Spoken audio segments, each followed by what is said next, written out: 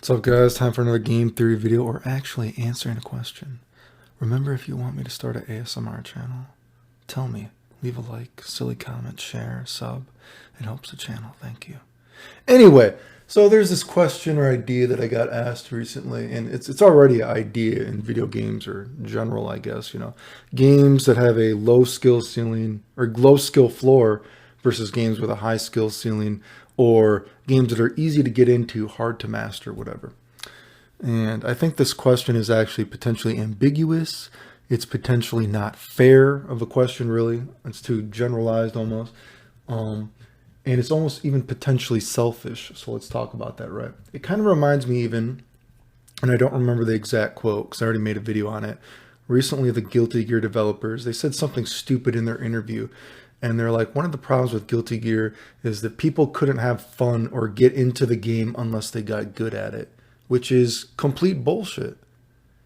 Because I've said before, most people, all these millions of people that play video games, most of these people are not that good. Okay. Most people are never going to be at that skill ceiling where they are so competitive that they can potentially win a tournament, right?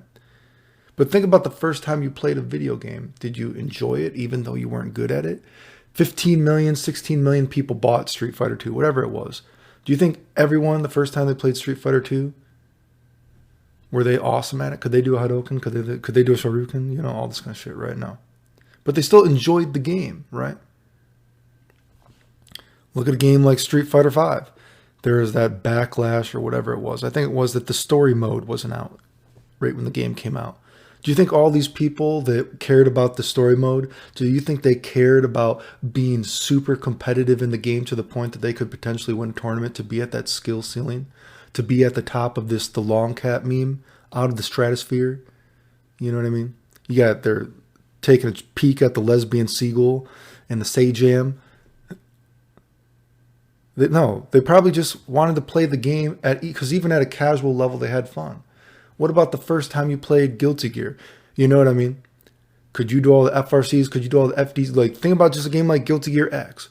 Has RC, had FDC, FD, whatever, instant block, all this kind of shit.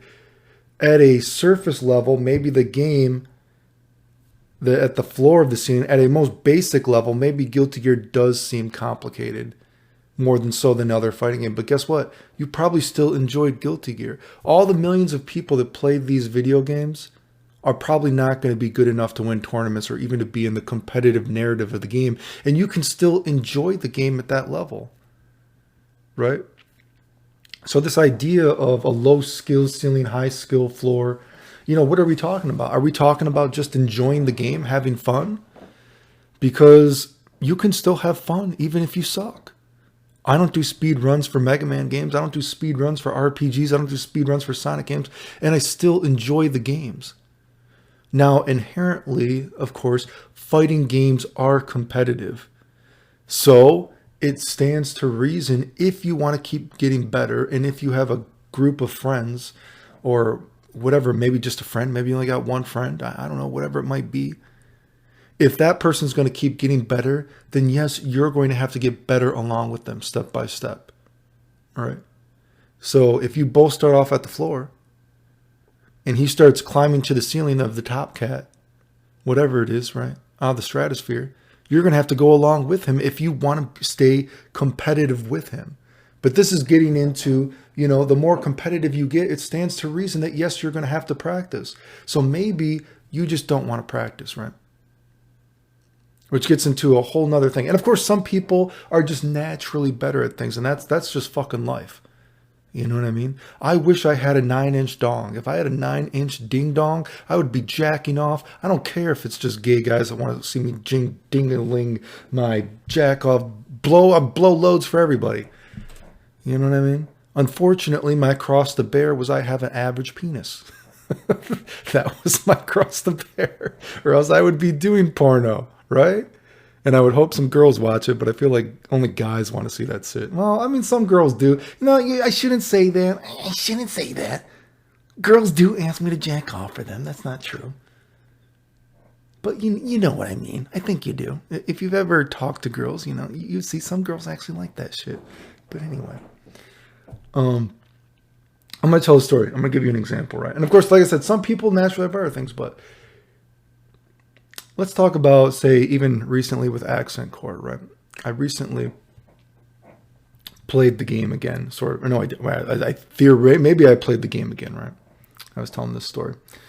And, you know, I don't want to get super into it because I don't play a lot of video games. I just play 15 minutes here, 15 minutes there, and my controller broke, so now I'm using this other broken controller, right? Now, for what it's worth for Accent Core, if we look at a game like Guilty Gear, right, I think at face value, and I don't necessarily believe this in the grand scheme of things, but because, you know, even Street Fighter 2, maybe on some level it seems simple, but if you play Street Fighter 2, you know there is often complexity and redundancy in the game. I made a video about that. You might think that some normals might like, why would you have so many normals that seem like they have the same function? And then you have complexity and redundancy, and you know, you're like, oh, this game doesn't have FDCs and all this, or FRCs. Maybe this game isn't complicated. That's not necessarily true once you keep playing the game, but maybe at a base level, just looking at it, you know, maybe you think Guilty Gear is a complicated game, and maybe it is. But the Accent Core story is, so recently, maybe I had played online, and currently, I think my record is 430-0, right? And the thing, this isn't the jack myself out, because I'm going to talk shit about myself too. So you might think, and I told the story, it's like, oh, well, it's cool that I'm that record, right? But you know, it's like, you know, I just, how should I say this? You know, a lot of people are like, why don't you enter Guilty Gear tournaments again? Or why don't you enter tournaments again? Blah, blah, blah. You know, besides just the, you know, I'm sick. I think people are very confused about what it's like to be a sick person in and out of the hospital, or sick in and out of bed all the time. Very confused. This is not one of these like internet memes, mental illness is sick. I'm trying to keep myself alive. That's what I'm fucking doing, right? You know what I mean? And I don't like the community, but... And when people ask, would you be able to win tournaments again? I would say I would never say that I would be able to win tournaments again because I don't play the game enough. I've never played Accent Core that much, right? But when I look in rooms, right, and this is kind of actually getting like a deeper conversation. When I look in some of the rooms and I see people playing, and they're not even names I recognize because, you know, all the people that used to play, or quotation marks, all the people that used to play video games when I was winning tournaments, they still look like they fucking play to me, right? And I've seen some of these tournaments of these guys, man, they have like 10,000 matches, 10,000 plus matches, right? And even going online, though, I see names I don't recognize. They play 10,000 matches plus. And it's like, holy shit, how have you guys played this game this much? Is this the only game you play? Right. But when you see things like that, it made me think. It actually made me feel sad to myself, because it made me feel sad when people are like, man, why don't you play Guilty Gear against these people? And it's like, these people, they've dedicated their life to a video game, and I feel sad for them because in a way, maybe they're having fun though. I'm sure they're having fun. I'm sure I fucking hope you are if you're playing that much. You know, playing game 10,000 plus matches, you know, blah, blah, blah. Who knows how much they play in real life, or maybe they've never played a video game in real life, but it made me feel sad for them that so many people have dedicated their life to, and I have no idea who these guys are, so they must not be in the competitive narrative, but maybe they really like it, so I shouldn't feel sad for them. And of course, then I felt kind of melancholy. Fuck, my English is terrible. For me, because like, do people want me to play these guys? And it's like, this is their life. But I guess this is I'm kind of rambling here, as usual. I would never expect to win a tournament against people that have dedicated their life to something. Now, could it potentially happen? I don't know. I guess anything is possible. You know what I mean? But if I had such an ego that I'd be like, oh, I would totally beat these guys in a tournament. People that have dedicated their life to something. I think that would not just be an ego. That would make me selfish, actually, right?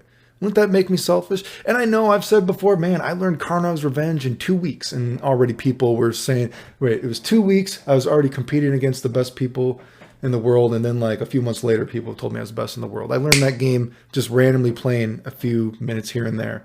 Really lickety split, right?